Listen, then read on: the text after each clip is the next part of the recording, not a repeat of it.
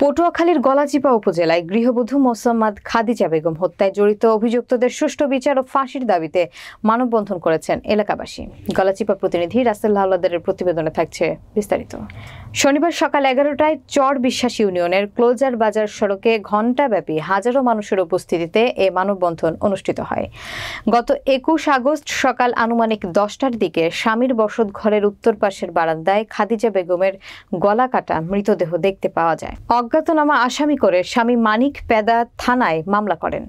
হত্যাকারী হিসেবে গিয়াস উদ্দিন পেদাকে অভিযুক্ত করেছেন নিহতের স্বামী মানিক পেদা, সন্তান সহ এলাকাবাসী। চর কাজল ও চর বিশ্বাস ফাঁড়ি ইনচার্জ মোক্তারের বিরুদ্ধে টাকা নিয়ে অভিযুক্তকারীকে পালাতে সহযোগিতার অভিযোগ তুলেছেন মানিক পেদা।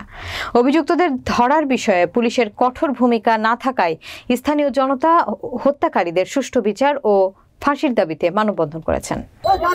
আমার স্ত্রীর হত্যার বিচার চাই, খুনিদের ফাঁসি চাই। তাকে হত্যা করা হয়েছে মোহাম্মদ গিয়াসউদ্দিন পেদা, সেই হত্যা করেছে।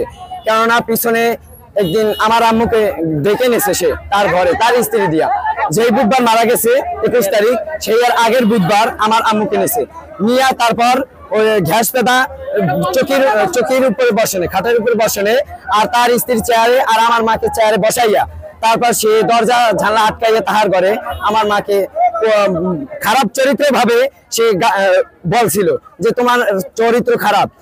9টায় ফ্রিজে মাছ আনতে যাই, এই সময় আমি উত্তর থেকে গ্যাস পেদায়, আমি এই দক্ষিণ থেকে আইসা প্রথম খাম্বার ধরে 2 মিনিট ওয়েট করছে। তারপরে আবার হারে দেখি আমি একটু পিছু পাচ্ছি, গ্যাস পেদা সে ওই খাম্বার ধরে 2 মিনিট ওয়েট করছে। তারপরে আমি হারে দেখি একটু পিছ পাচ্ছি। তারপর দেখি আমার পর ছাড়ে না, আবার একটা ছাড়া বাড়ি আছে, হ্যাঁ না যাইয়া 3 মিনিট ওয়েট করছে।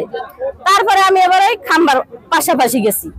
খাম্বার পাশাপাশি যাওয়ানোর পর তারপর আবার হেদেই হ্যাঁ ছাড়া বাড়ি তো না, আবার আমার ওখানে একটা বান আছে, বানের উপর 5 মিনিটের মতো দাঁড়াই রয়েছে। হ্যাঁ আবার ওখানে গেছে পর আমি এবার ওই ছাড়া বাড়ির দরজায় দাঁড়াইছি। তারপর সে আমার বাড়ির দরজা ছাড়ছে, আমি বাড়িতে ঢুকছি পরেই শুনি এই দুর্ঘটনা। কি ঘটনা, কি এত মানুষ কেন? এই তো চতুর্দিকের লোকজন এসে গেছে, পরে আমরা যাই প্রমাণ পাই, হাতে ওই লোক ছাড়া আর কেউ এই মার্ডার করতে পারে না।